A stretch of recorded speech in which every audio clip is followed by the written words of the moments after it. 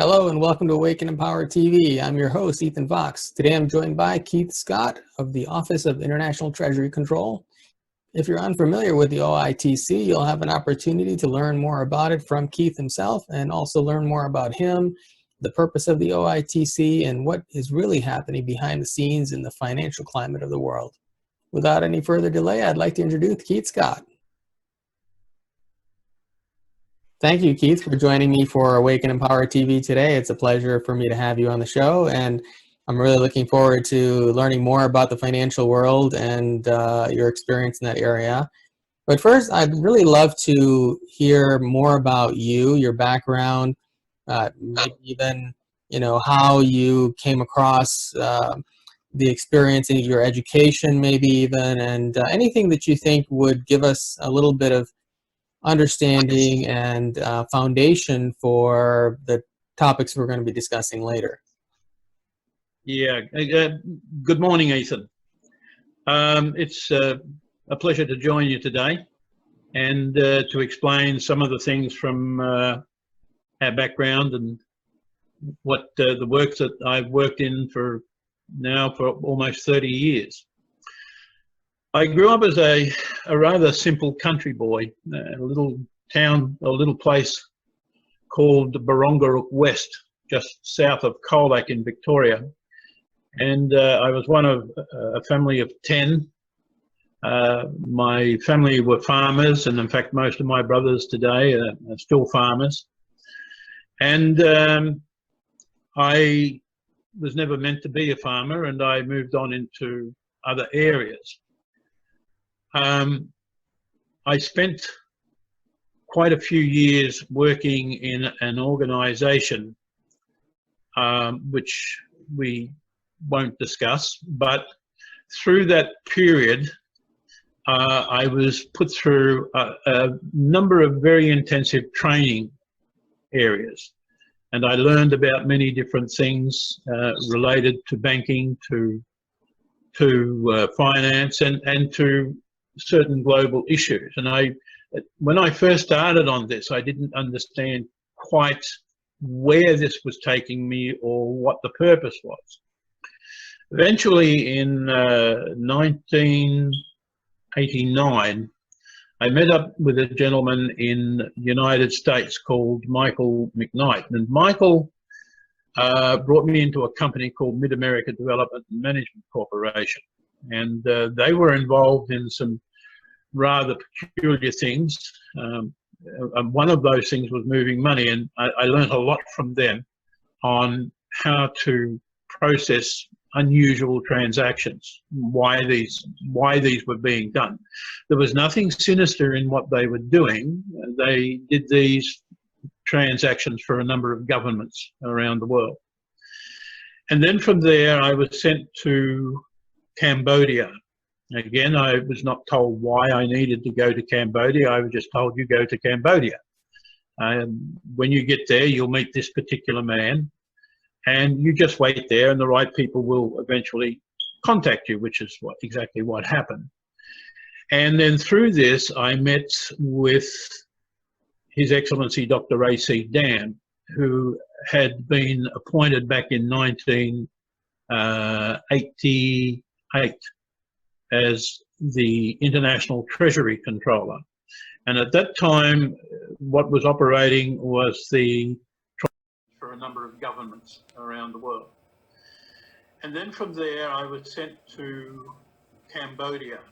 Again, I was not told why I needed to go to Cambodia. I was just told, you go to Cambodia. And when you get there, you'll meet this particular man, and you just wait there, and the right people will eventually contact you, which is exactly what happened. And then through this, I met with His Excellency Dr. A.C. Dam, who had been appointed back in 1988 as the International Treasury Controller. And at that time, what was operating was the tripartite Gold Commission, which operated in The Hague. He had been a commissioner on that on the commission, and later, the commission was wound up in 1994, having served its full 50-year term from 1944 until 1944. 1944 till 1994. And then he was appointed as the sole arbitrator on the global accounts. I met him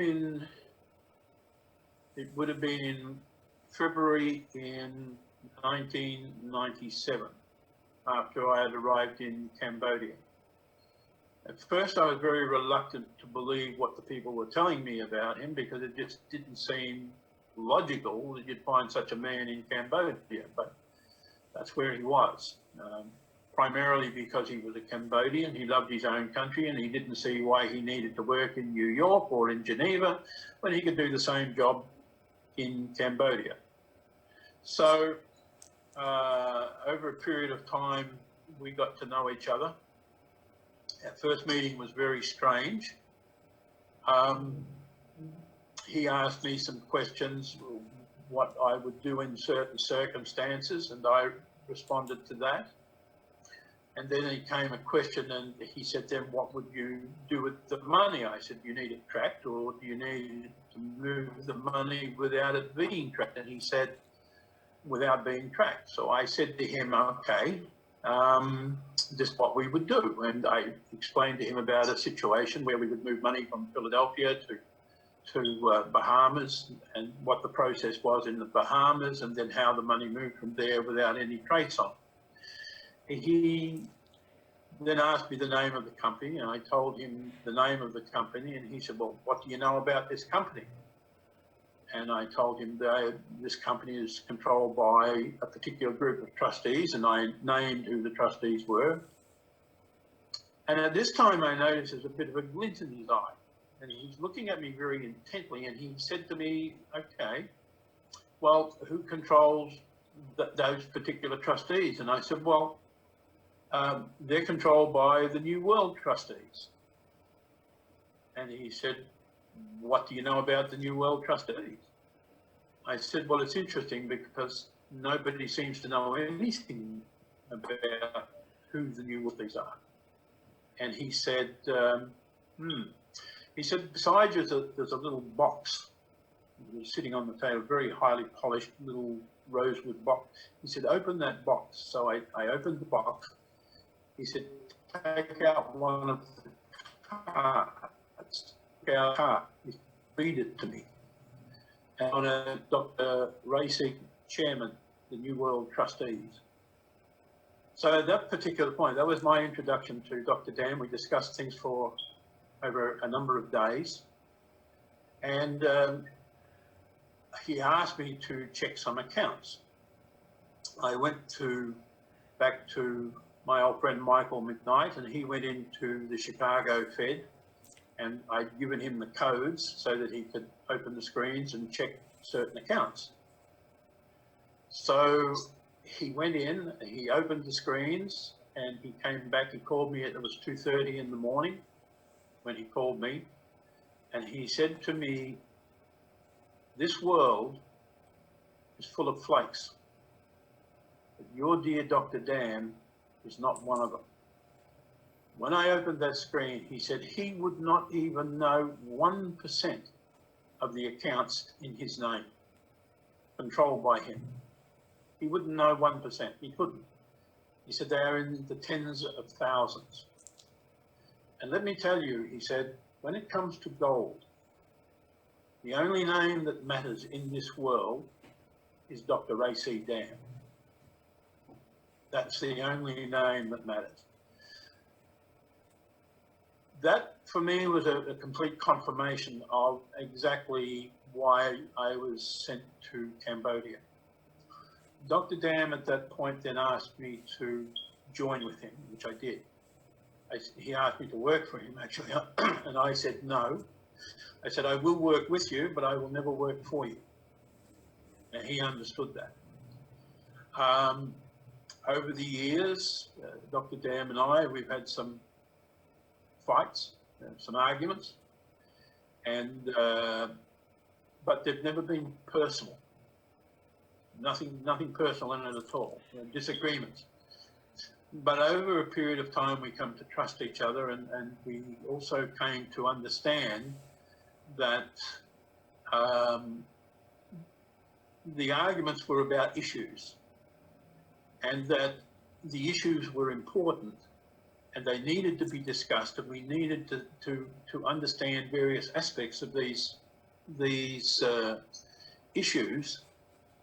And so the best way to do that is, I suppose, it wasn't an argument, but certainly to discuss them quite robustly. And we did this many times. I was eventually, in 2003, we changed the name of the office. I'd met with some three-letter agency people in the US, and after a long discussion with them, it was decided that we needed to change the name from the Office of His Excellency Ray C. Dam, Dr. Ray C. Dam, to the Office of International Treasury Control. And under the sovereign entitlements and rights of Dr. Dam, we could set that up totally under our own control. We didn't have to go to another government. We didn't have to go to anyone to do that. And so that is exactly what was done. The office actually was supposed to operate secretly. It was something that most people are not supposed to know. There is a problem with that. And that problem is that what we could see is that the world banking system, the commercial banking system, and the central banking system is very destructive and disruptive to countries. And it's very manipulative, and it's manipulated by a few nations and against, in many cases, the better interests of other nations. And we found that to be repulsive. In all the time I worked at Oitc, we were never allowed to draw our salary. We had to make our own money, which we did from trading. And we would trade in literally anything from rice, or you could trade in sometimes in wheat, sometimes in scrap iron, whatever we could get, wherever we could get a deal and make enough money to keep the office running and to survive. And that we did. The reason we never took our money is because the money was to be paid to us through the Financial Constraints Department in the United Nations. And those, when I discussed, I didn't know about this at first. It wasn't until I met the agency people in the United States who actually told me about this. These funds were there, and well, why weren't we using them? And so I asked Dr. Dam, and he just simply said to me, if you take the devil's money, you are bound to do the devil's bidding. And we're not going down that road. I was put here to be an independent arbiter, and that's what I will be. I will not be controlled by anybody. And over the years that I worked with Dr. Dam, the one thing I can honestly say about him is that he was incorruptible. Totally, utterly incorruptible. One of the hardest men that I've ever met, hard like flint. He was, he had an amazing view of his own persona, his own behaviour, as how he should behave, and he behaved according to that view. A lot of people may not have liked it. A lot of people may have found him arrogant.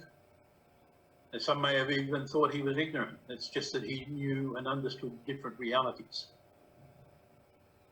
Working with him, I suppose, in many ways, a lot of his attributes, at least I hope they did, tended to rub off on myself. And I've kept pretty much to those things. Unfortunately, there were people within the organisation and people without the organisation who wanted to see that destroyed. And that happened in 2010. A series of things were orchestrated by one of the people inside our Oitc, and he set about to destroy Dr. Dam. and also myself. Dr. Dam was in jail for around 6 months in Cambodia. He was later released. He went to Thailand, and he's there under the protection of the king. And today he is quite an amazing. For me, he's still just an amazing human being. The work that we did was not to use the accounts and never to take anything for our own benefit, and we never ever did. Our job was to make sure that any usage of the accounts was within the framework that it should have been. And it wasn't until we got the various Basel agreements that things really started to come under control. But prior to that, what we were required to do was to report issues that we felt were wrong, and when we found people doing things that were wrong, our job was to report that to the US Senate Committee on Banking, Urban Housing, and Banking, Finance, and Urban Housing. And that was what we did. And in each case that actually occurred, the people who were involved were removed from their office, and in actual fact lost their banker's license. So that's where. That's really the background to Oitc. It was a regulatory organisation. It was not a trading organisation. It wasn't involved in money markets or anything like that. We were never involved in those things, not ever. And Dr. Dam, I can honestly say I'm proud to have worked with him for the number of years that I did. I can also say it was a tough life. It was never easy. It was a very difficult life in many ways. But it was well worth it. And I felt that the work that we did and what we were doing in the world was of benefit. I often get attacked over what happened in Fiji in 2006, where we decided that, for a number of reasons, to strip a Freddie Mac note and to give them the money to the Fijians. When we worked it all out, it was mainly for reforestation, which would have actually generated a tremendous amount of growth within Fiji, would have been tremendously beneficial to them. And there were a number of other things. They needed homes for the aged, and that was especially requested of us by the chairman of the Senate at that time, Mr. Taito Wakavakatoga.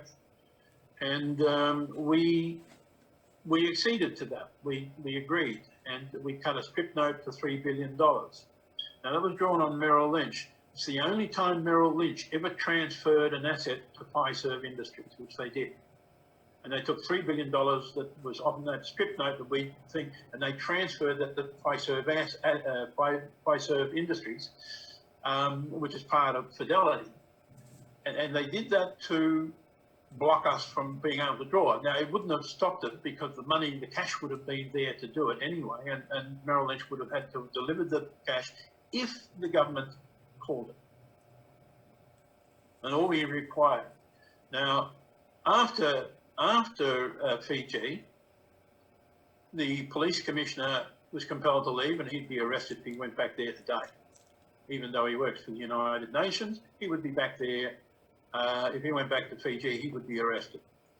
The finance minister went through some very, very difficult times, and the prime minister, who was the primary person who blocked the Fijians being able to call that note, he was arrested for corruption. And what we found out later is that he owned a number of oil blocks, and what would have happened had the chiefs and the clans been able to get the money to assert their land rights, he would have lost those leases, and that's why they blocked the money. I shouldn't say that. I should say we believe that that's why they blocked that money from coming into Fiji. So can you give me a little bit of Just a general, we spoke a little about the specifics about some of the things the Office of International Treasury Control has done, like what you were just sharing. But what really is the purpose of the office, if you can sum that up in simple terms, and why is it that it's known in the mainstream media as a fraudulent organization, and really the United Nations and Federal Reserve and these established mainstream organizations disavow any connection with the OITC? Well, they don't have any actual connection, other than the fact in the background. The purpose of the OITC, you have to go back to the background of the BIS. If we take the BIS, why was the BIS actually set up? Why do we need this central bank for central banks? And the answer to that is this. If we go back to 1921, Emperor Hirohito went to London in 1921 and he called a conference of global leaders, of world leaders. In that conference, they understood, this is just after the Versailles Treaty, by the way. In that conference, they understood the actual problem that had occurred with the First World War. And the First World War had been fought, it had been won by one side, lost by another, and had changed absolutely nothing, not a thing. And they understood from that that another war was inevitable. And they decided at that time to plan the changing of currency. They understood the gold standard was a major problem, and it left the gold standard eventually, because gold in those days, wherever the gold was, and a lot of it was privately owned, it was either owned by Chinese or it was owned by Jews. And the gold was the background of all money. The problem was that governments couldn't control their own economies. And so the gold, this gold had to be rounded up and it had to be secreted. So what they did is they made their plans right through from 1921 right up to the Gold Act in 1933, the establishment of the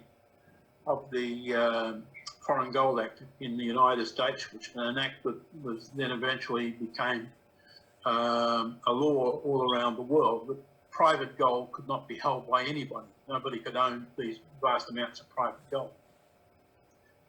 So during the war,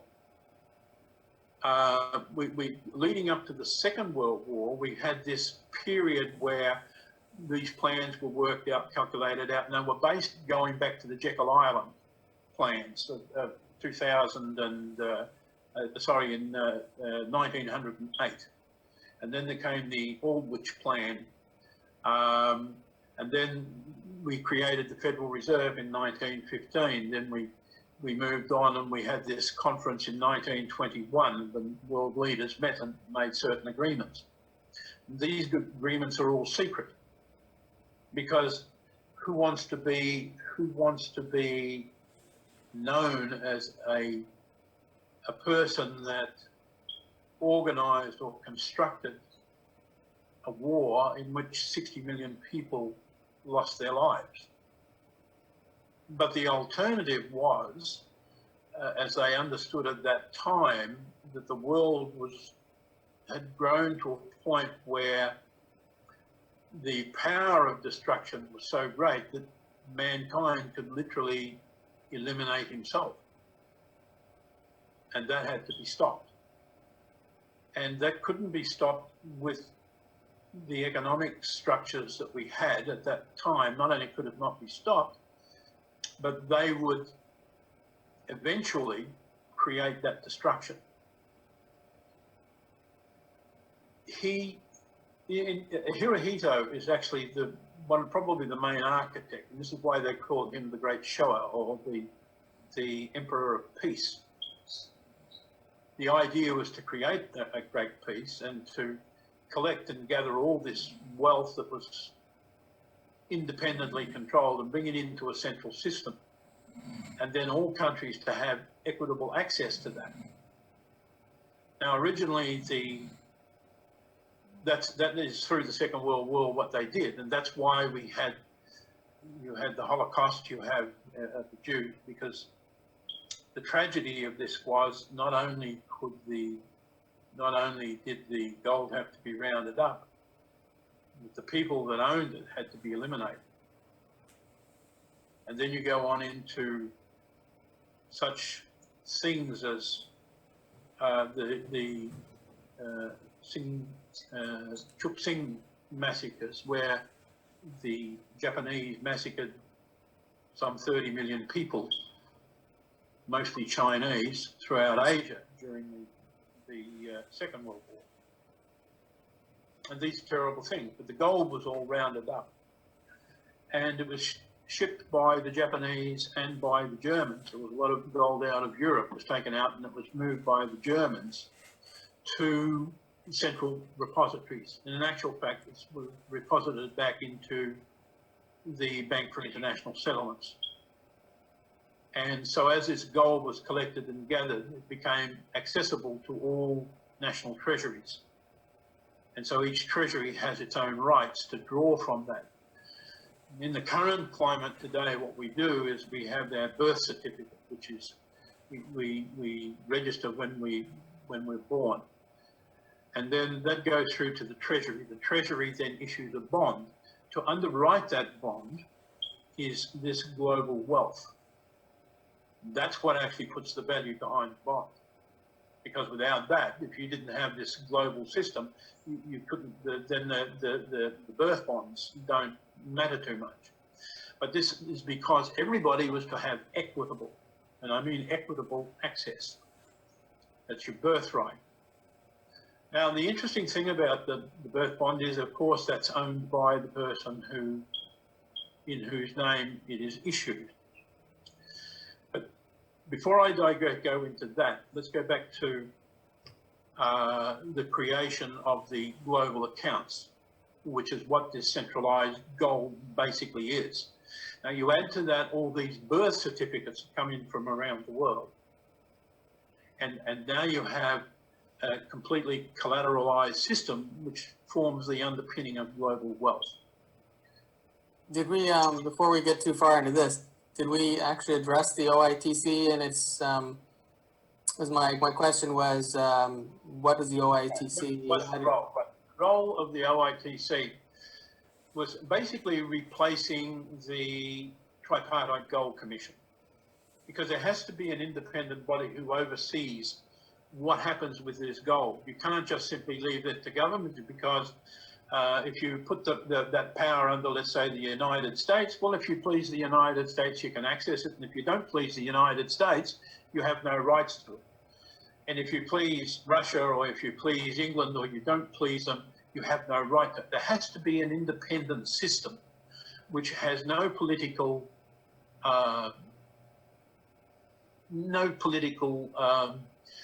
influence, that controls who can and who can't utilize or access or use that wealth.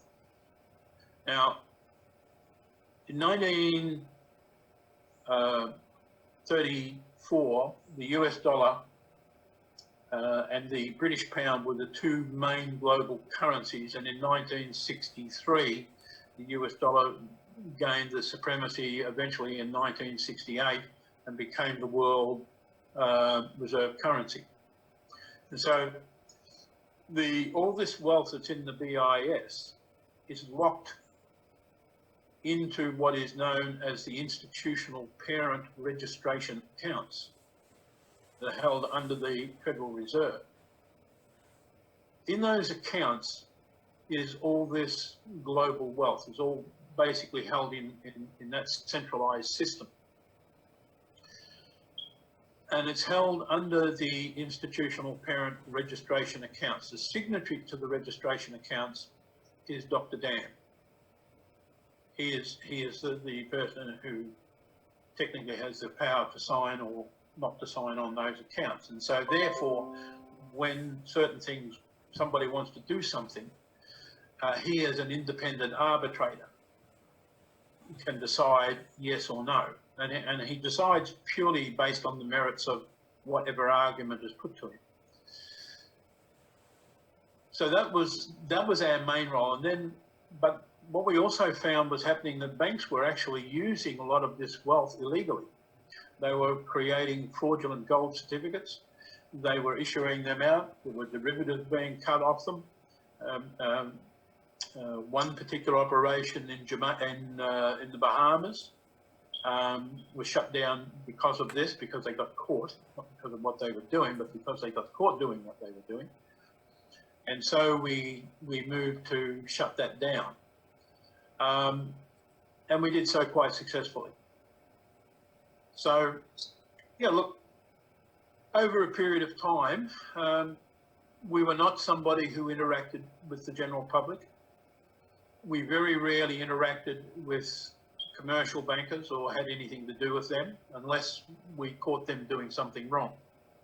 And then that would have been reported to the US Senate committee, and then they deal with it. And through all this, we were ideally supposed to stay in the background. The problem with that is then we found another problem which we found unconscionable. And that problem is that people have no idea how banking actually works and how money works. They have no idea, none. And yet they're supposed to interact and operate within that world without knowing what the bankers know. And most of the fraud that goes on in banking goes on because the banker knows, but the ordinary person has no clue. They just don't know. None of this is taught in any school anywhere in the world. No university teaches these things. And so we've ended up with a money system which is totally skewed to create profits for the banks. And if you look at the profits the banks make today, they are enormous. Absolutely. And they're worse than enormous, they're unconscionable. Now the bank will say, well, you know, that profit is only 4% or 5% of our capital. The truth is that when you talk about shares of a company like a bank, it's a dog chasing its own tail.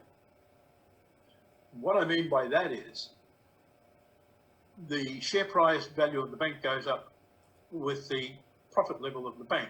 So the share price increases and increases. And the more profits make it, the more the share price increases. And you've got the shareholders pressing, excuse me, pressing the banks to generate more profit. And so the banks sit down and they figure out various ways of creating more profits. And what they're doing, in actual fact, is they're robbing you and me. They're robbing the people. But the people, because they don't know how things work, they don't know. They don't realise they're being robbed. And so we found that to be totally unconscionable. And in 1998, I began a campaign to try and get some of this information out to people. But what actually happened is the more you tried to do that, the more we were attacked. And the more we were attacked, well, we just dug our heels in and said, okay, if you don't want to believe, it's fine, but that's how it is. The hard part of that was that my family had to live through it. That's the hard part. And I do have a family. I have children, I have grandchildren, and they have to live through these things. And then I have to weigh up whether it's all worth it. And those decisions don't come easy. But at the end of the day, you either have to stand on your feet and stand true to what you believe and what you know, or you have to walk away like a coward. And that was never an option for us. And over a period of time, I think there's more acceptance now that the things like Oitc do exist, that it was real. It wasn't just a scam, that there was more to it. And as people begin to open up and they see more about the collateral accounts and these things, of course there has to be some control system over that. How can you just simply leave that to a bunch of bankers? And believe me, bankers are probably among the least trustworthy people in the world. So has life been easy for us? No, it hasn't. It's been extremely difficult, and the price we paid for it has been very high. But if I had to do the same things again, would I? Probably.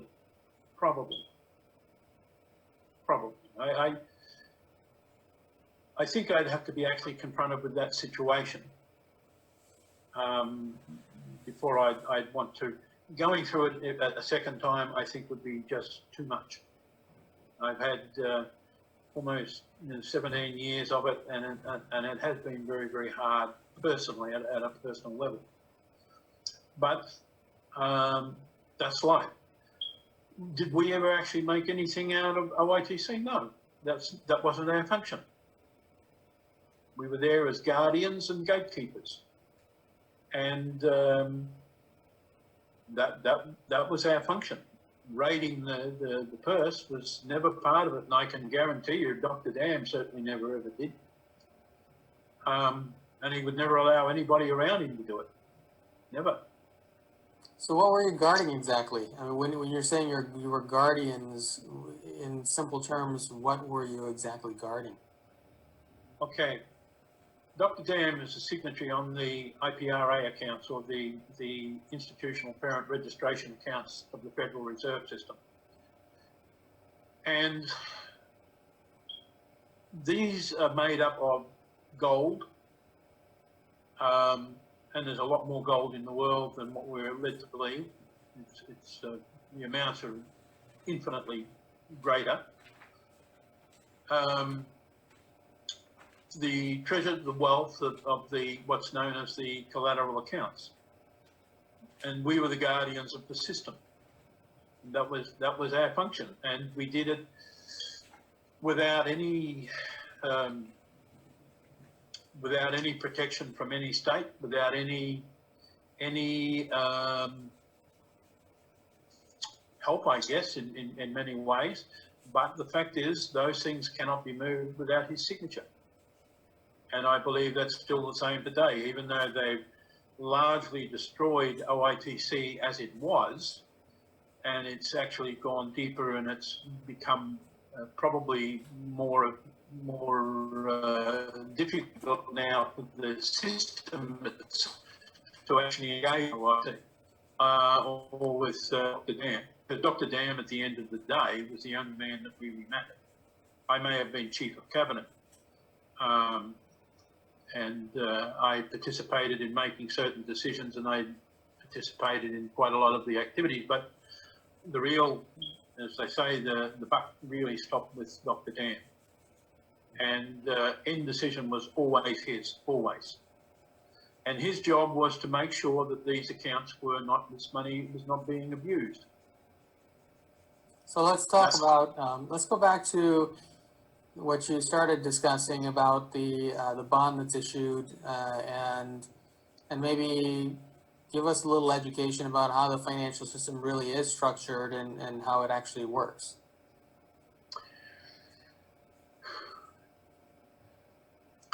When you go to a bank and you want to borrow money, the bank will lend you money against your promise to repay. But against your promise to repay, there has to be surety.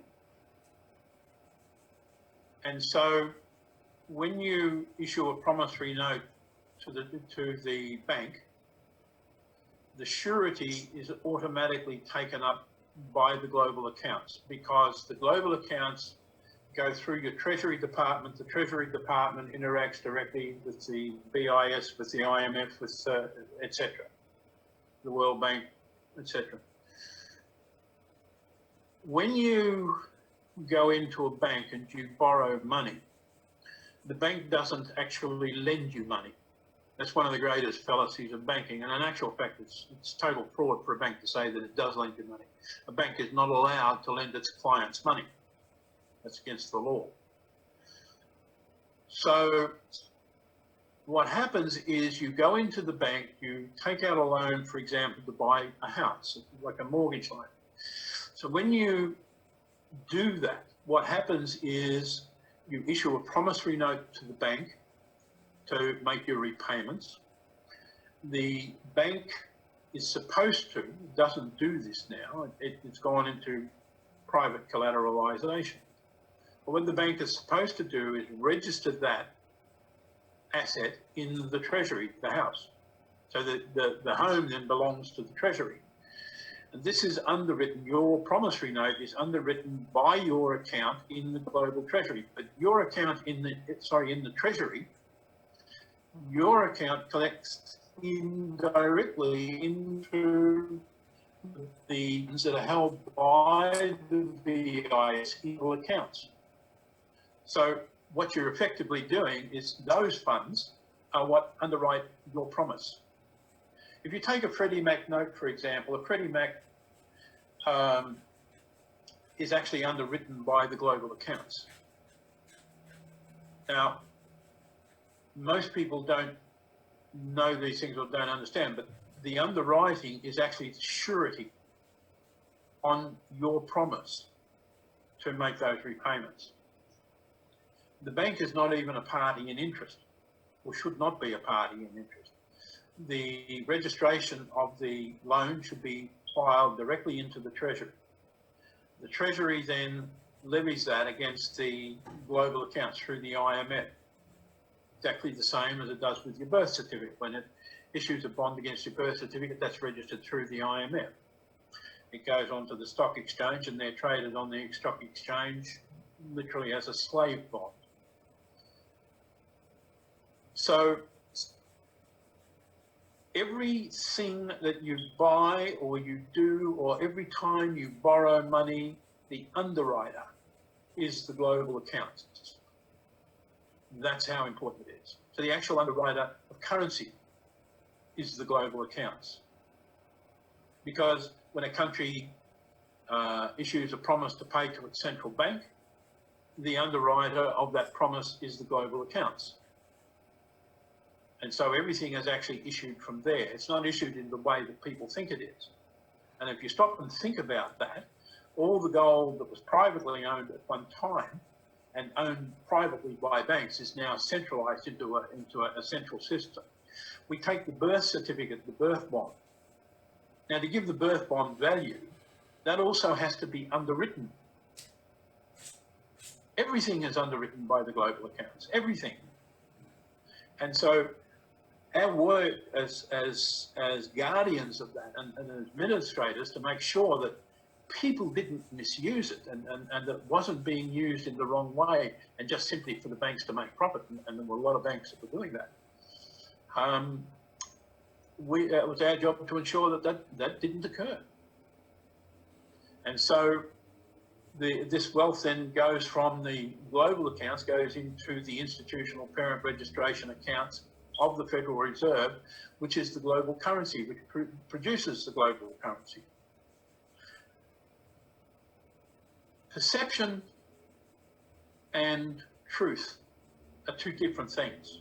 What one perceives to be truth is not necessarily so.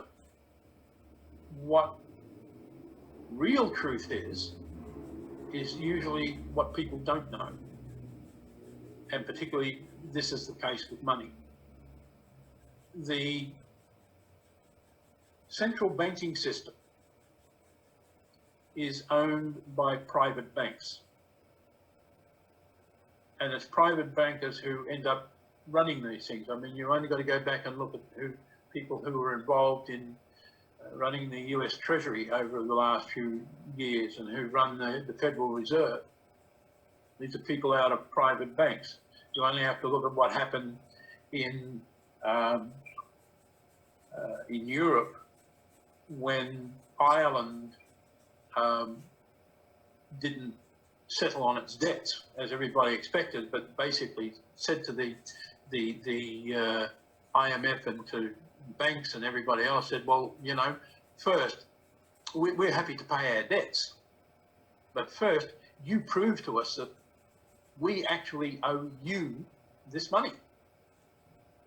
And of course they can't. And the reason they can't is because they don't. And so the IMF then responded, well, by offering them a 60% deduction. But the finance minister was smart enough to say, no, you show us that we'll pay our debts, but first you prove to us that we actually owe the money. And you prove to us that you actually loaned us the money, because he understood that the money didn't come from the banks at all, that it actually comes from the global accounts. And what they were drawing on is Ireland's rights within the global. It's exactly the same with Greece. So immediately after that, Ireland did that. What did the European Union do? The European Union then got rid of Papandreou because he knew what the Irish knew. They got rid of, and they replaced him with Pappas. Where was Pappas from? Pappas was from Goldman Sachs. They got rid of Berlusconi. They replaced him. Where was the replacement from? Goldman Sachs. And they got rid of, they did the same thing with the finance ministers in Portugal and Spain. And the reason was that these people understood how the system actually operated. And in referring to this, that one particular point, Christine Lagarde made a very interesting point. She said banks over the years have actually, they bring in lawyers and they've moved from, this is, banking is supposed to go in a certain direction. And what they do is they incrementally, little by little, move off that line until they're almost diametrically opposed to it. And what she said was that the world probably needs to go back to where banking was in about 1954. Now, I'd agree with that. I think that's where we actually have to go back, where assets in a nation are properly registered within the Treasury, where the repayments on those assets goes to the Treasury instead of going into the private pockets of bankers and their shareholders. And I think that's where we've got to go. And I think that will happen in the future, and probably not too distant future. I think those changes will eventually come around because they have to. So what is your timetable for that? Is it for that transition to occur? Do you have any idea based on what you actually know is going on in the world? Yeah, there is. I'm hoping that we can begin this transition within probably the next 12 months. If we can get that going within the next 12 months, because the world is going to go into turmoil, economic turmoil. There's absolutely no doubt about that. It can't keep going, because what's actually happened is you've got debt compounding on debt and debt compounding on debt, and that's growing exponentially faster as every month goes by. And so what happens is that eventually the debt overtakes the capacity to repay, and at that point, it's not just one country that's going to go into default. There'll be a default will start somewhere, most likely in the US, and then that will reverberate right through the entire system. At that point, you need a new economic model. And I think the system that Benjamin Franklin had going back into the mid 18th century was in actual fact a better model than what we actually have today. And that may very well be what we revert to. And it can be enhanced. You can still utilise we have the collateral accounts to underwrite everything. And I think the possibility is we'll be able to eliminate interest. And I think that's probably going to happen my guess would be between 2017 and 2025. I think we will see a complete new economic model. Okay, so describe for me what that model looks like besides, and how do we go from a system that we currently have to a system with no interest? We have interest only to satisfy banks, so the banks make excessive profits. There are costs in running a bank, and a bank is actually a third-party debt collector and an escrow holder for the National Treasury, or at least that's what it should be. I think the easiest way to describe this is that all things become registered in the Treasury, all assets within a nation become registered within the Treasury and become part of the national wealth and become part of the national wealth base. And against that, you can issue currency. For example, if in the United States, if every building, every bridge, every major asset within the country, every power station, every farm, every business, if those were assets that were registered in the Treasury, how solid would the United States be? It would have almost unlimited wealth. And at the same time, if people were making the repayments back into the Treasury in lieu of taxes, the government would be far better off. On a particular model that I did here, we looked at, for example, housing. If you take an ordinary person, just renting a working person who rents a house, in Australia, for example, we have about 1.5 million families who cannot afford to buy a home. Now, that's a pretty egregious thing. If we got rid of the interest and we were able to provide them a house, say, $200,000 to $250,000, the repayments on that would probably be around $100 a week, or a little bit over that.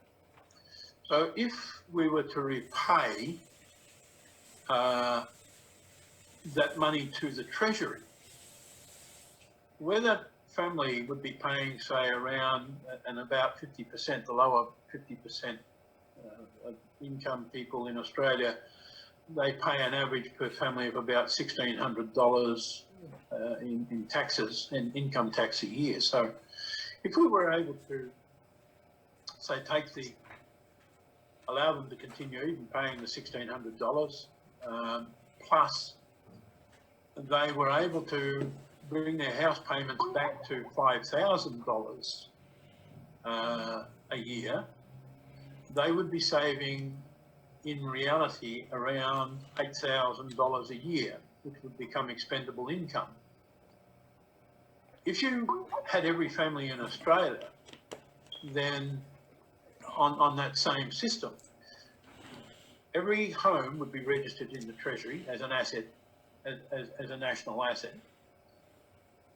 You would have trillions of dollars available in the Treasury to fund constant trade. And all you need to do is issue money to facilitate that trade backwards and forwards. That's all you need to do. And that's not a problem. The funds would always be there to do it. But when you're creating debt, which has a compounding debt attached to it, what you're really doing is creating an ongoing debt cycle. If you eliminate that and go the other way, so that people, when they deposit the asset in the Treasury, well, there's no need to pay interest because that asset that they deposit in the Treasury is money of substance. It's like a gold bar, or it's like silver, or it's property. Whatever it is of value.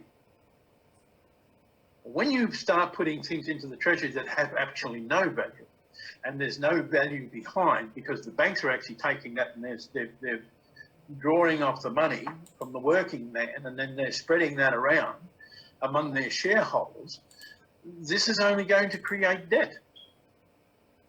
If you go the other way, so that there's no interest component, because interest is death, it truly is. Where there's no interest component, what you can then do is that these people would have an extra $7,000 or $8,000 a year to inject into society, into buying more things, doing more things, spending money, going out to dinners, doing the kind of things that people would like to do. And so they have that option. And what that does, that creates employment, that creates growth, it creates wealth. instead of doing it the way that we're doing it, which is death. What it does, it stifles death, stifles growth. You can't get growth because all the money's being sucked out of the economy paying interest. And I believe that's the kind of model that we need to go for. And I think that's what will come out of all this. This is several years down the road. I think the world's going to go through a lot of turmoil before we get to that point. Now, you anticipate something happening in the next few months, and I've heard this from other people as well. Now, let's speak specifically about the United States. Do you expect some sort of a transition in the banking system and maybe a new type of currency being issued in the near future? Right. There are a couple of issues involved here. And those issues are actually seen as totally separate issues, but unfortunately they're not. One is the massive immigration problem that America is suffering at the moment. This is a manufactured problem. This is not something that is occurring just naturally. It's a created problem, and it's meant to create turmoil. But along with that, there's a huge amount of debt that has to be met in September, and that's next month. The United States doesn't have the money to settle these. So where do we go from there? And the real problem is because of the way the system in itself is structured. Now that will bring, I think, immense amount of currency controls, like we see now in, for example, a country like Venezuela. In Venezuela, the bolivar is worth 6.3 on the official rate. Well, the government might exchange it at 12.7 under another rate, or they might exchange it at 172 on another rate, depending on what you want that money for, why you want to exchange that bolivar into a US dollar. Now, is that going to happen in the United States? Probably not, but it indicates the kind of problem that people are going to have. And in these meltdown times, I think you're heading to a depression that's possibly even worse than 1930s. This is going to create immense dissatisfaction. It's going to create other problems. Now, you exacerbate that with the immigrant problem that you have, and one then sits back and you really have to wonder. And in some cases, some of the immigrants are the worst kind of immigrants you could have, because they have an ideology that will not tolerate any other ideology. So you're anticipating some sort of period of crisis, and but what comes after that? So you're expecting this sometime in the next year through 2017, a lot of changes, but where are we really heading long term? I think there'll be changes. The real changes will start somewhere else.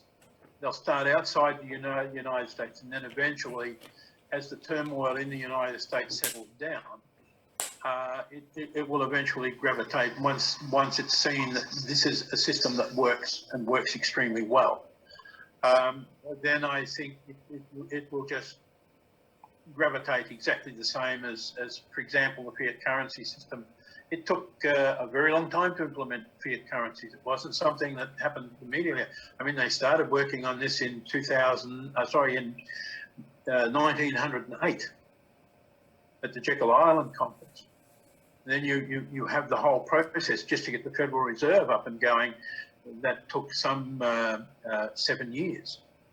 And then to get to the next stage, from starting the Federal Reserve, getting to the next stage, took almost another 7 years. And then getting from that point to the plan of the experts, where we started to lay out exactly how we were going to manage this global wealth, that took another 7 years. And then we'll go from the stage from when we've got it all worked out to where we can actually implement it. That took another 7 years, because this 7 is a very interesting number. All the gold accounts will have the numbers 777 inside the accounts. We have another situation which is arising, and because of the influence that Jews in business, and I don't mean that derogatively at all. I often say thank God for the Jews, but because our global financial system to a large extent actually comes from them. And you can even trace that back further. You can actually go through and trace that back into the period of Akhenaten in Egypt, back even beyond that, probably to the Minoans, right? So these systems have been around for a very, very long period of time.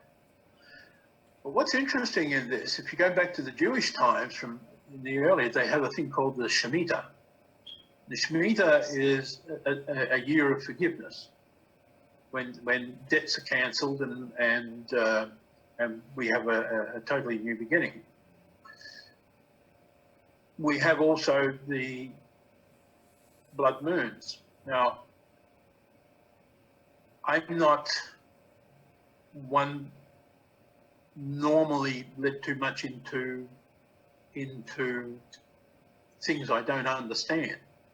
And I don't understand all the things like the blood moon. I do understand that these are supposedly, in Jewish religion and even in Christianity, these are understood to be warnings from God.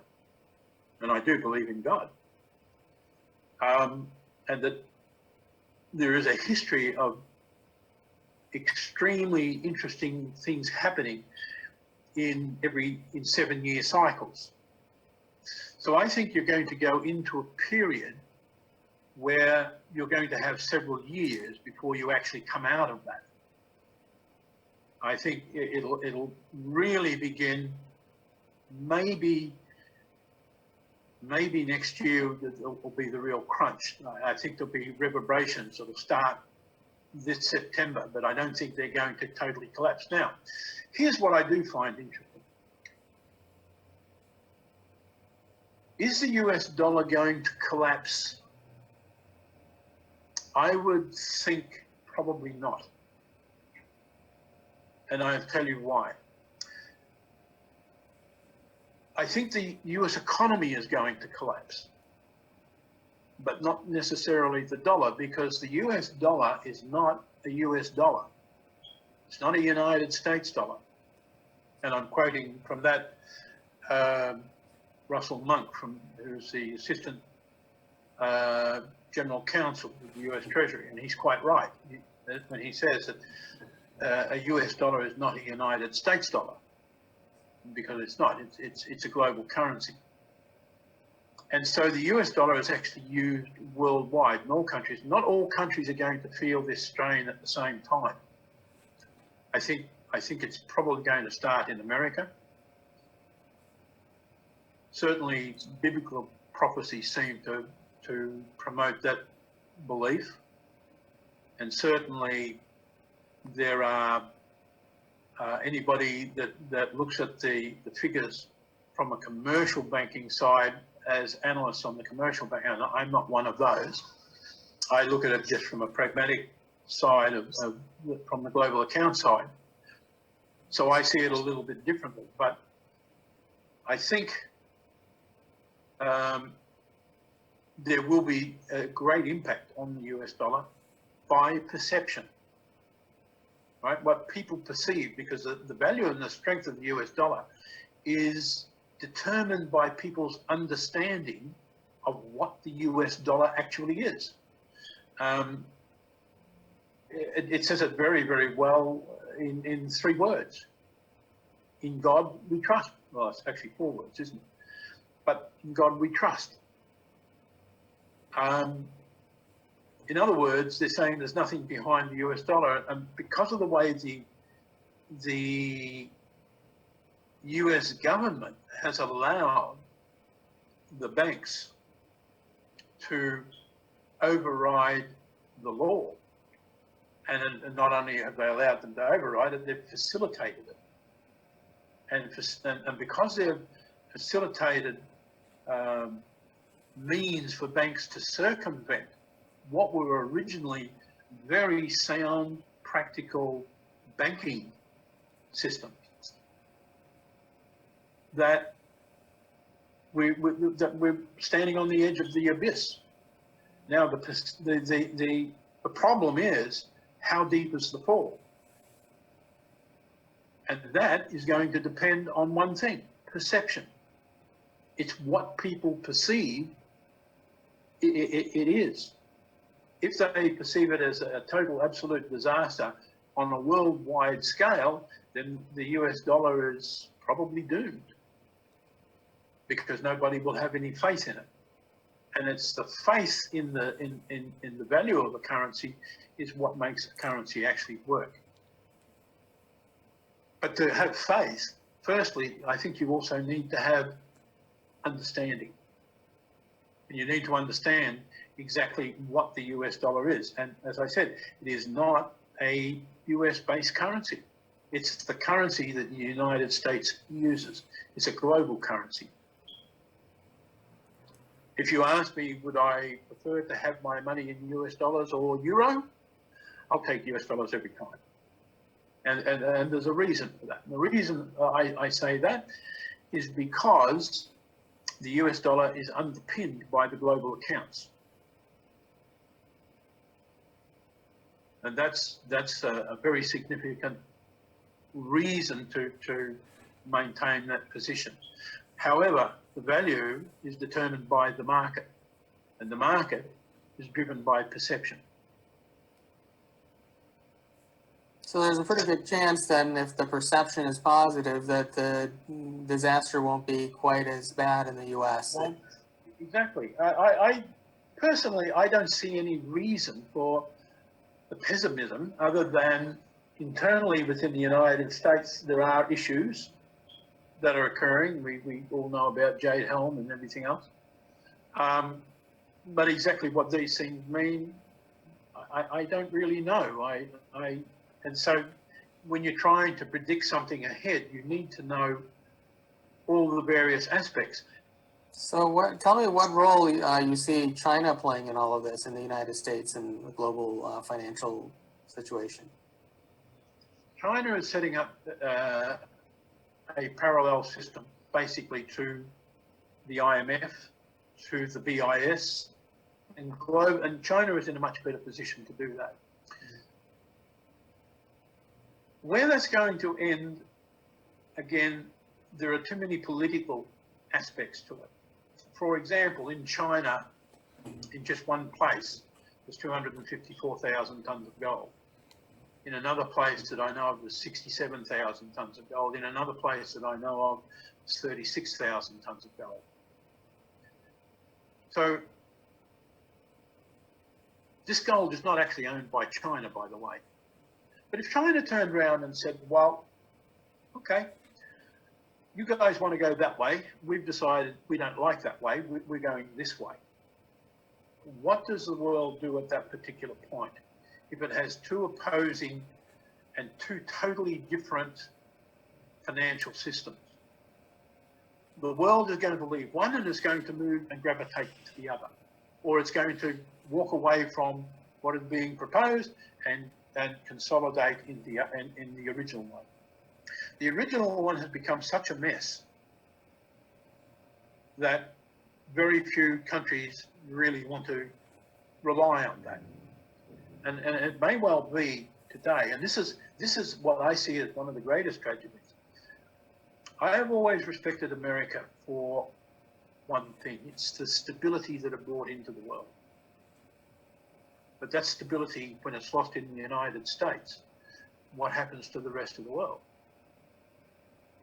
That's gone. And so you're now left with two other major powers. One is Russia, one is China.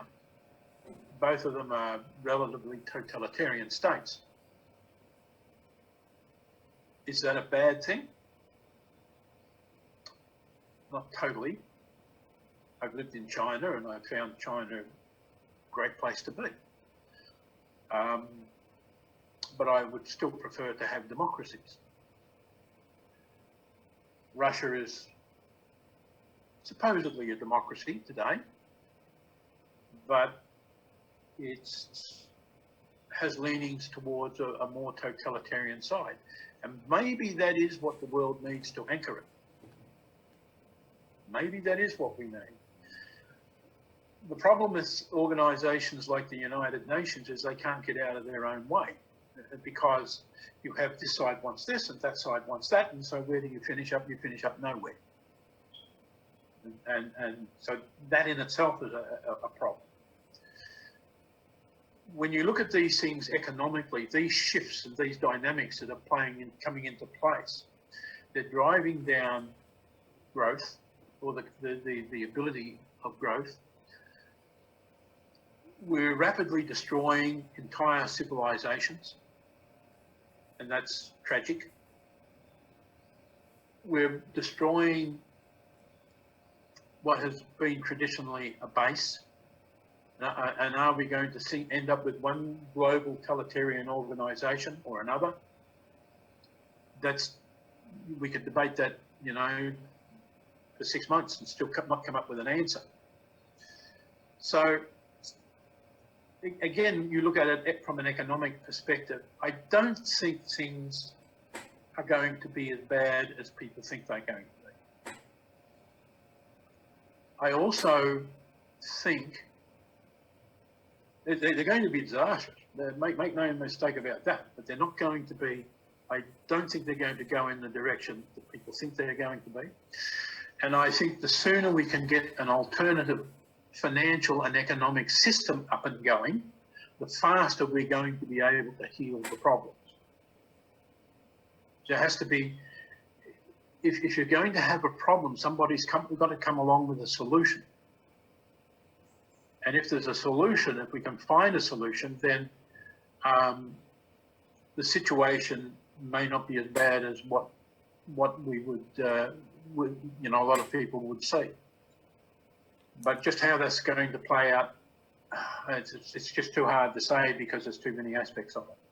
So based on what you see now, you're anticipating, you would expect some kind of system to be in place, what, by middle of next decade maybe? Or is that... Middle of next decade, I would think probably by about, it'll be solid, it'll start probably when this starts, when the problem starts. Which is the actual mechanisms won't be recognised until probably you get into the middle, because there's going to be too much turmoil in the world.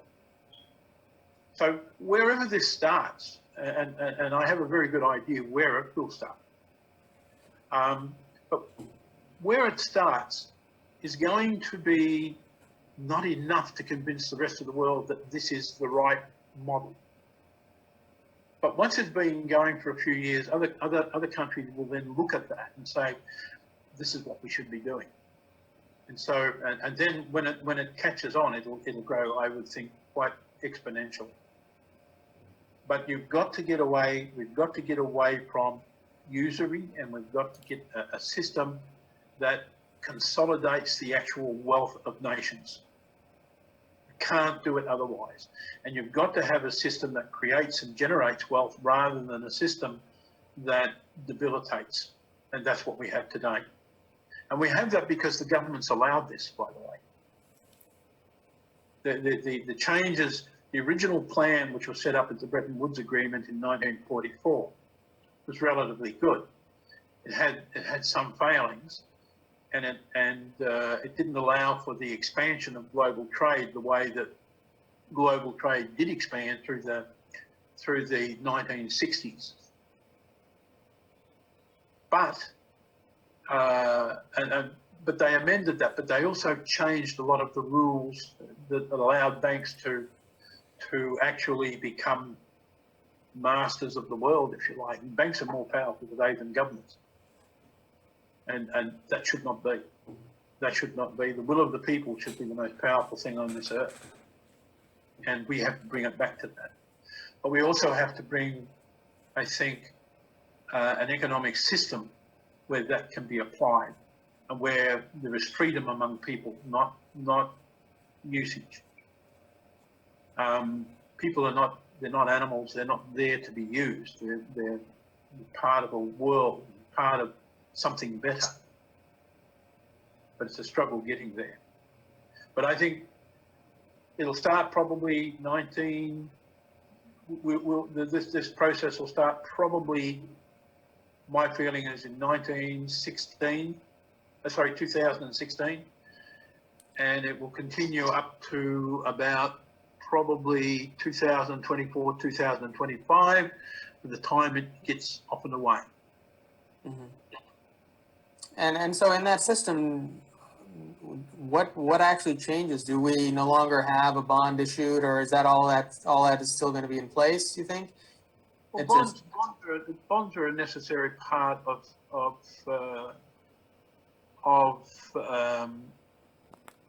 financial or economic structures, but I don't see that being a particular problem. I see the problem being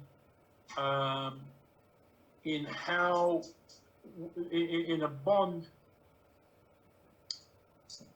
these would become tradable assets, and there would have to be income that would be derived from those bonds. But in general, debts like national debts and things like that should not occur. And when people go and you deposit an asset, if you don't deposit an asset, then of course you have to borrow money. But if you're depositing an actual asset into the treasury and then you're also making payments against that asset, there is no debt. So why are you paying interest? So essentially, let's just use a real world example just to simplify this. So basically, you want to buy a house, and the house is the asset, and that house is actually being deposited into the treasury, and yet the bank is charging you interest to pay for that house when you've already deposited the asset. That's basically what you're saying, right? Yes, correct. Why are you paying interest? If the asset is deposited in the National Treasury, the National Treasury has no need to collect interest from you. A repayment, yes, because it's drawn the money from the global accounts, which is held in your name, and it's drawn that money. You're the beneficiary of that. You can use that. It's there to underwrite your loans. That's the entire purpose of it. But what you can then do is you will repay that money, but you don't need to pay any interest on it. For what? Now the National Treasury has got, you've created an asset. The Treasury has the value of the asset, right, in substance, not in just notional terms, but in actual real substance. The same as if it were a gold bar or something else. And now you've got a proper collation and a proper structure to national wealth. And if you put that together, then you can issue whatever currency you like against that wealth, and the currency will always be strong. Mm-hmm. It can't go any other way.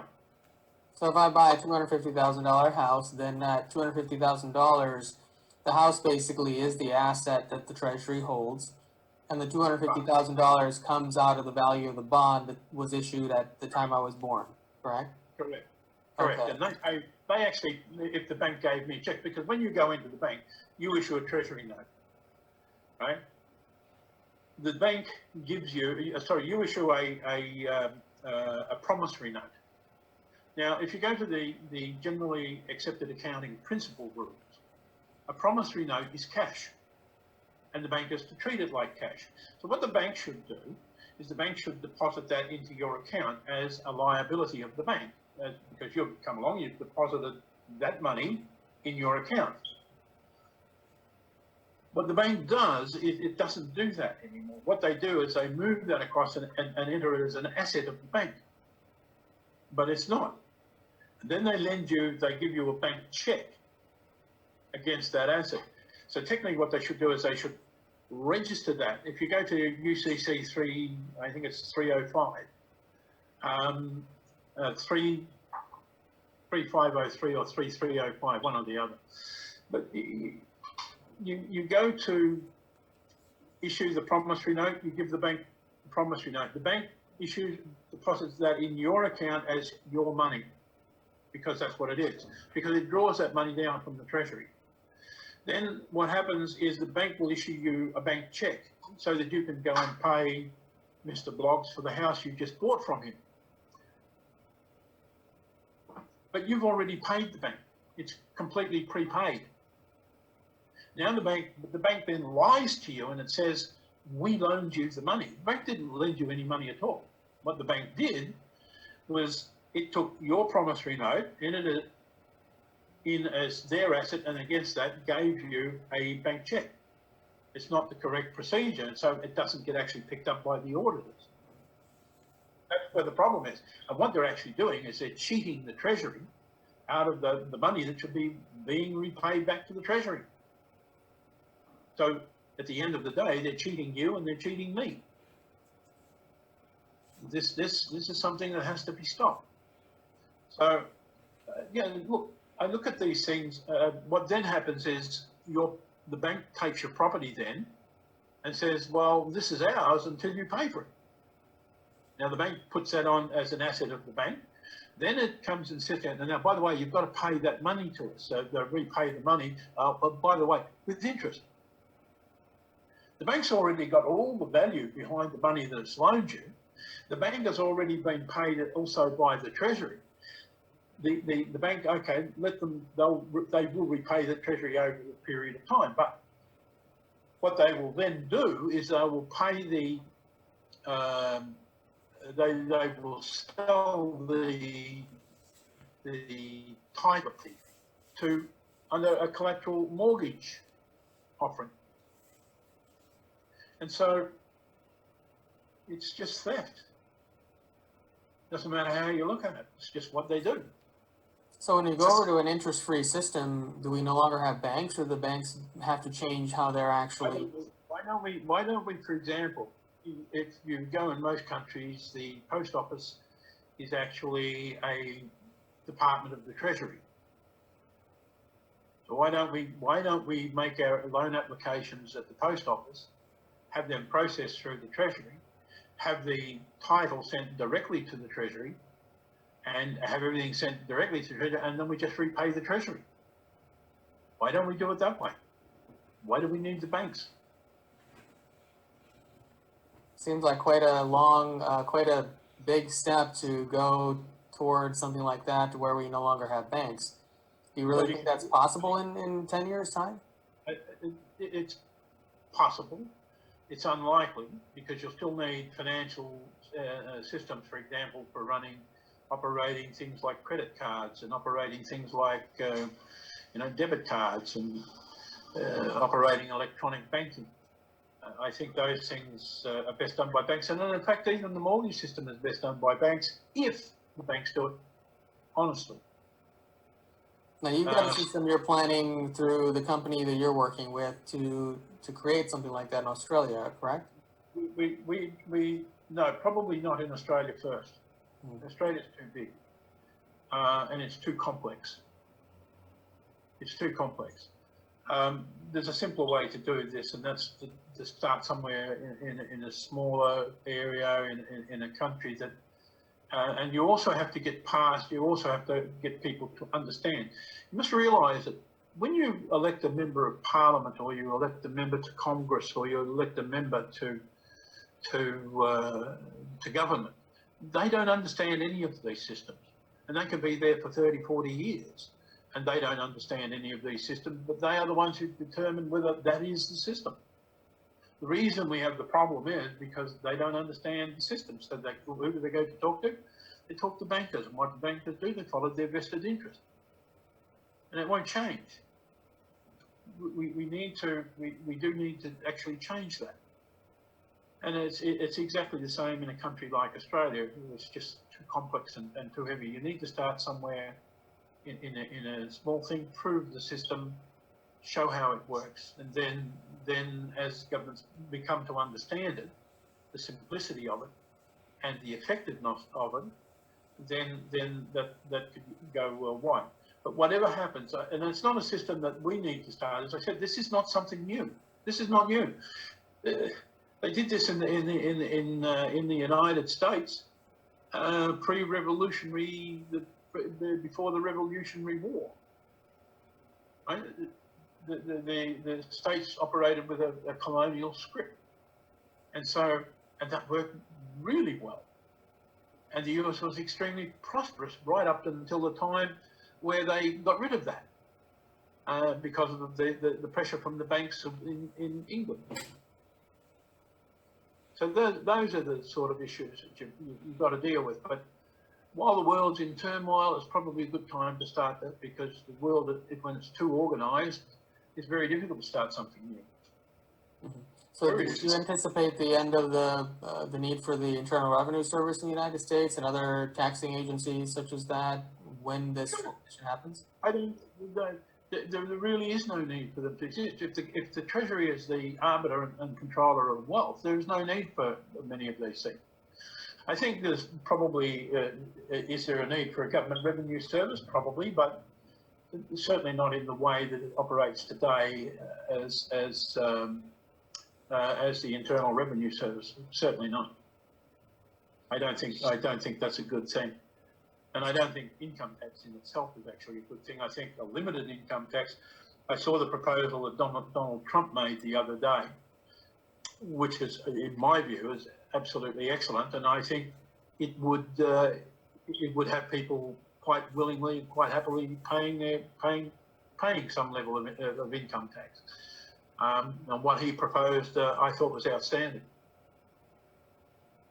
It would really work, and it would benefit the community, and it would create growth, and it would create certainly tremendous strength in the economy. So how do individuals in the United States or any part of the world really prepare for the years ahead that you think could potentially be a bit tumultuous, but really depending on how we perceive all that's coming as well? How do those of us who understand this information and who are in a position to be more knowledgeable about it prepare to transition that with in the most empowering way?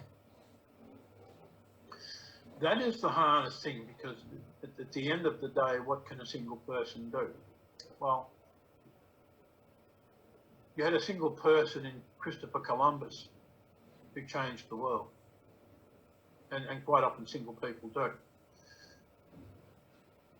Having the knowledge and the understanding of what needs to be done is not necessarily gives you the capacity to do it.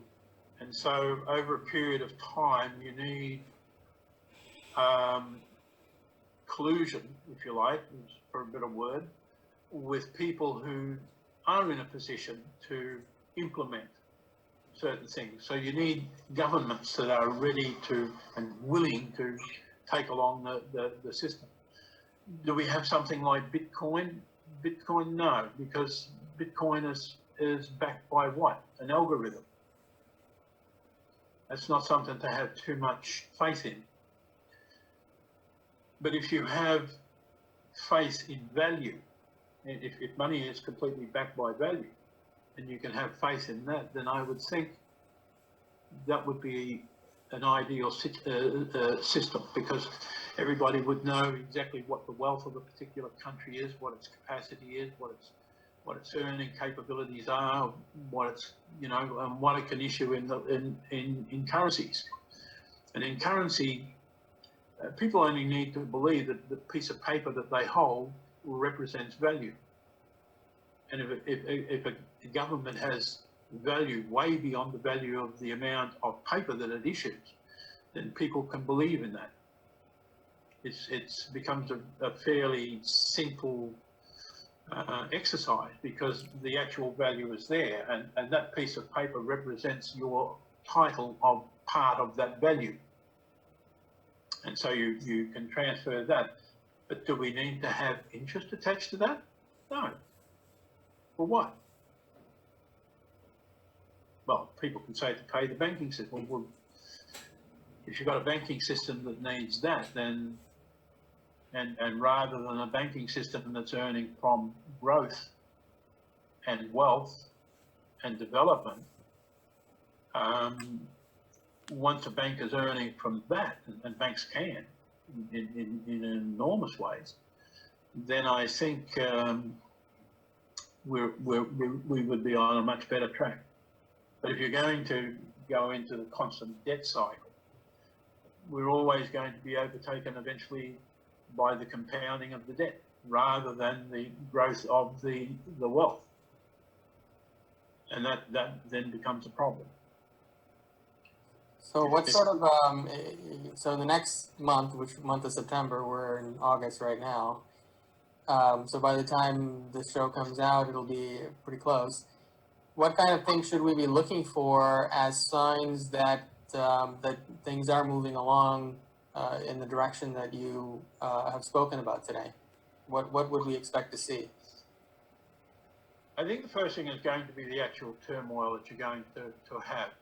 But in terms of going into a totally new system, that'll start ignominiously. It'll start in a way that's almost not even noticeable or even discernible, because it's like anything else. One of the problems in the world of today is that people who want to change things and people who want to keep them the way they are, and unfortunately the people who want to keep things the way they are in the majority, always will be.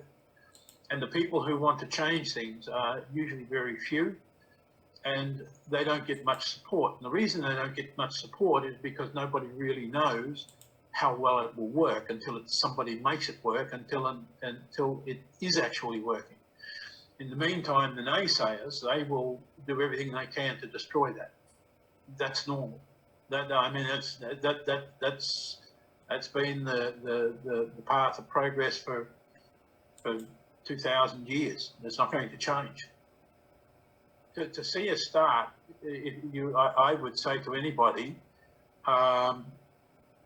if to get a new system going, it will probably start where it's not seen, right? And where it's not actually discerned by people. It'll start somewhere that's quite different, not in the major financial centres at all. It'll start away from there. But I also think that it will take time, because it will take probably 4 or 5 years for there to be sufficient assets within that system so that it actually can stand on its own. And it will take that time. So maybe that in the 3 or 4 years after that, then the rest of the world will probably head that way. But you're already looking at seeing the problems. You've got the problems in the United States. They're not going to change. I don't dispute what we're hearing in financial news. I don't dispute what people are saying. My experience is not with commercial banking. It's with what's in behind commercial banking, what underpins it, what structures are. But in that process, I also see what's wrong and what's not happening that should be happening, and what should be happening that's not happening. And so you look at those, and those are the primary indicators of where we're heading, as far as I'm concerned. But that's from a personal perspective. From an ordinary working person, God, I'd hate to be in that position today. I really, really would.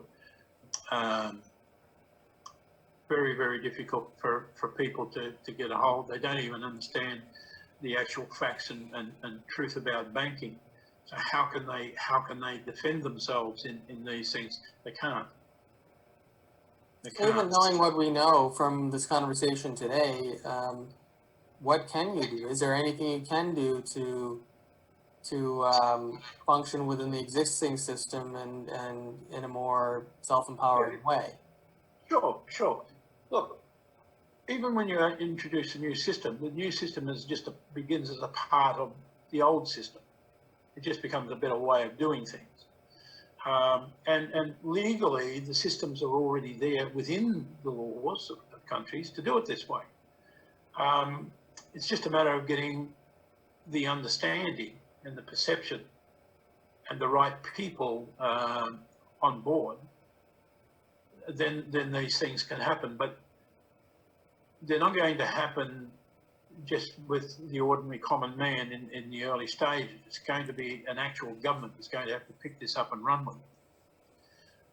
And then when their system comes around and it's working perfectly and working very, very well, then other governments will take notice. Governments are by nature very conservative creatures because nobody wants to be to take the bold steps and be out of step with everybody else, because you know that's it's like trying to face a crocodile that's about to take your head off. No, I don't know how to explain that to you in terms of what you would actually see. I think you will see a country that will have a different system, and that system is working extremely well, and so other countries will then pick it up. And I think that's what the changes will be. It's not going to happen overnight. And I think the world will be in just too much turmoil over the next 7 or 8 years to probably take a lot of notice. Mm-hmm. Do you think that from your experience in working with the Oitc and the different kind of individuals you've probably run across, do you believe that there is this organization that people refer to as the Illuminati, people who are in these? Okay. No. Let me explain how that all comes about, because that's about as real as it gets. Yes, definitely the thing, and that's a thing that has to be guarded against. You can see that actually operating in America today. Now let me explain something to you. Are you aware the Queen of England is actually a fief of the Vatican? You're aware of that, right? And for anyone that's not, 1137, King John signed England over to the Vatican. Okay? And the City of London is actually still a remnant of that. It's a 1 square kilometre zone within London itself, which is a completely different. It's not even part of England. It's an independent area within England. And all law in the United States, in Australia, in Canada, it all emanates from the City of London. Everything emanates from there. And that, in turn, is controlled by the Vatican. If you go back here to the original Knights Templar, which was founded around 1215, the Knights Templar lasted for around 150 years. And for over 100 years, they were the world's bankers. They're the first, apart from Jews, they're the major banking system that the world ever saw. And there was a time through that 150 years where the Knights Templar were accumulating gold at the rate of approximately 1 tonne a day. And that went on for 100 years. And they had this massive wealth. When the Knights Templars were outlawed, they disbanded and they hid all their wealth. A lot of it was actually hidden in Languedoc in France, and it was later transported to places like the Philippines and to Asia, and into a lot of the old Royal Asian households. Some of it's in China, and a lot of this wealth actually belongs to them. Now, behind all this, there is this organisation which emanates from the lodges of what do we call them? The Freemasons. Freemasons. Because what happened is when the Knights Templar were disbanded, most of them actually joined Freemason lodges, and in actual fact, they really took control of Freemasonry because they had the wealth. They had this massive amount of wealth, and it was used through the systems. And the Knights Templar have never died. They're still in existence. They still exist today. And we can call them the Illuminati. We can call them whatever they like. Not necessarily the Knights Templar. The Knights Templars are very much against what a lot of the things that happen, but the Freemasonry lodges. And they've formed this Illuminati, and it is a very real thing. It's very secretive. It is a real threat to the world. There's absolutely no question about that. And it's exactly the same, birth certificates and everything. These things are all controlled through the BIS, through the IMF, through the central banking system, and these things are controlled by the Illuminati. Right? Even the symbols, you'll see that in the symbols of the Federal Reserve. These are all Illuminati symbols. These are all go back again to the symbols of the Knights Templar.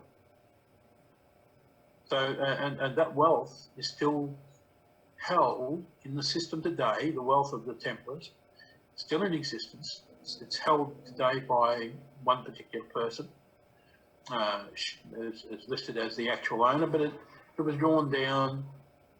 We keep hearing about the Philippines, but the Philippines actually got most of this wealth coming through Banco Espanyol, the Filipinos. And that banking system, the Spanish transferred all their gold through the Scottish Rite Freemasons. They transferred that, and also through the Vatican, with the help of the Vatican, was brought to the Philippines way back in the Spanish era during the Napoleonic Wars. And so that wealth is actually held there, but it's part of the centralized system. All of it is, even the stuff that so-called Japanese took. The person who was in control of that wasn't General Yamashita. The person in control of that was another general by the name of Shigenori Kuroda. Now, I knew Shigenori Kuroda. I worked with him for about 4.5 years before he passed away. He supposedly died in 1954. That's not true. He survived the war. He went back and he lived in the Philippines under the name of Julio Valenzuela. And it's quite a long story, too long to tell here, as to how I come to understand his identity and who he actually was. And it was him that actually took me to a lot of the places that a lot of this gold was held. A lot of this gold has actually been recovered and it's been recentralized.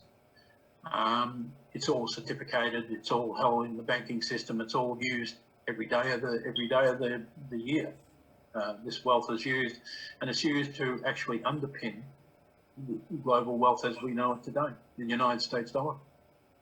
So you've physically seen a lot of this gold earlier in your years? Unfortunately, yes. No, I say unfortunately. There's been things in that you see and you know, and you sometimes maybe in recollection, maybe better we didn't know.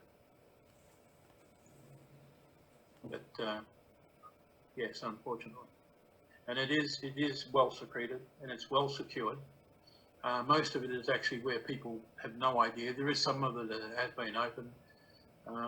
There is some in Thailand where it's the military have got control of it and they're doing whatever they do. But it is very difficult to actually use any of this gold because it's all marked. I mean, when I say it's marked, it has internal markings. You can smelt it, you can refine it, you can do what you like, but you won't remove that. You'll remove the greater part of it, but the minor parts of it you won't totally remove, and it'll always be identifiable as to where it came from and who it belongs to. And it's all owned. It's not something that somebody came along and they brought, 240 tons of gold and they buried it there in the ground and it's all forgotten about. No, those are all actually registered repositories. And people have no right to interfere in anything, none whatsoever. So they're marked. They're marked in what? Some sort of molecular level? They're marked. Yes, correct. Mm-hmm. Correct. And the moment they go into a refinery, it'll be discovered. That's why the reporting system. All refineries have this reporting system. So if any of this gold turns up, they know immediately exactly what it is. And then there's a system that it's reported through. Countries also have another system. So if somebody comes in and sells you some of this gold, the country will allow you to lift it. They'll give you the license and everything to lift it, and then they report it. Wherever the plane goes that's carrying the gold, wherever it lands, you will be met there by people who'll say, sorry, but that's not yours. And it will be confiscated, will be taken away. So buying it is a pretty stupid thing to do. because you will lose your money. You won't be prosecuted or anything, but you will lose your money. And it's set up intentionally that way to stop people wanting to do things that they shouldn't be doing. And it also makes banks very cautious and very careful, because they also know that these rules exist, and that you know, you go buying something you shouldn't be buying, somebody's going to come in and take it off you. And you lose your money because, and rightly so, because you didn't do either the proper due diligence, or you didn't take proper cognizance of what you were taking really was. And if you're in that business, you should have known better. So, you know, do I have any sympathy for those people? No, none. They do it out of greed. They do it out of a sense of a lot of things. There are some people who do it out of adventure, if you like. But all those things come undone, because what happens when you get the lifting authority, that's recorded through the system. So the system know exactly what you're going to do with it, where you're going to go. They know everything, and so wherever you turn up with it, they'll be there to meet you. So that's why it's quite safe, and people can do what they like, but trying to move this stuff, very difficult. Very difficult.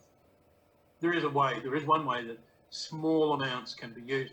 The system doesn't worry about it. It's too small to be bothered with. It would cost more to implement procedures to prevent that than what it would, you know, what the actual losses are. And there are certain people who guard these things, and they're entitled to make some money from it. And the system doesn't actually pay them, so they kind of see that as a way that they can have that reward. So is this gold primarily mined somewhere, or is this manufactured? No, this is mostly in bars. I know, but where did it come? Yeah, there are large amounts of it in storage in Argentina, but that's doré. But the barred gold is all stored in various warehouses, bunkers.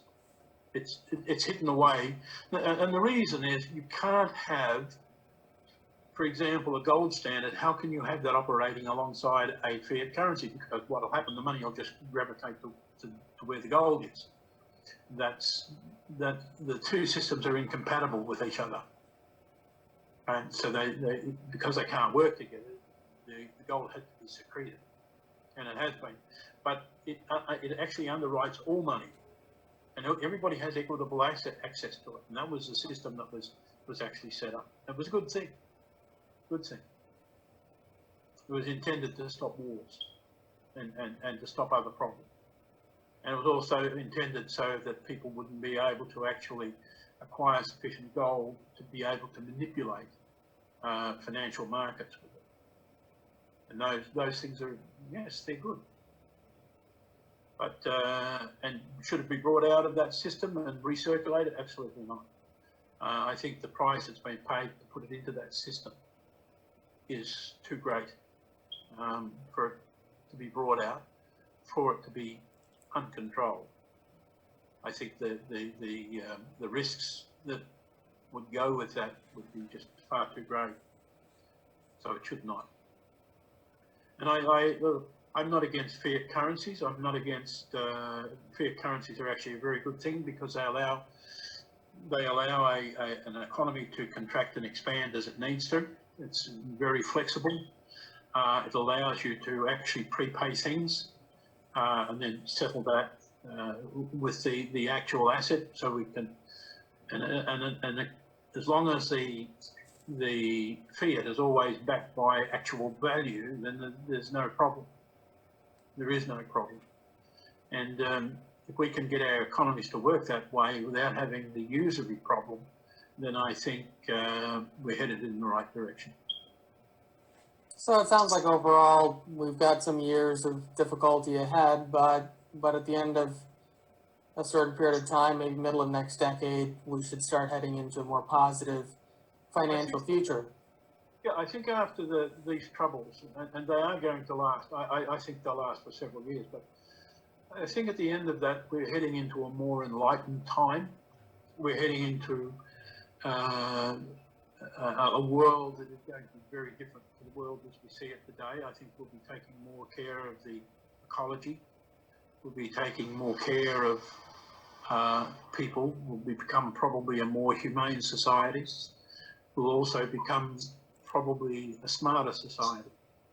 One of the things that problems do is they actually do make you smarter. And I think, yeah, look, I'm very hopeful about the world in the future. I just foresee this period, which is going to be very unpleasant. Very, very unpleasant. The future is always a wonderful thing, but at the end of the day, it's what people make it. Well, thank you very much for speaking with me today and for sharing your expertise and wisdom in the financial world. And I'm sure I'll be speaking with you again sometime in the near future. I'll look forward to that. Thank you. Thanks a lot, Ethan.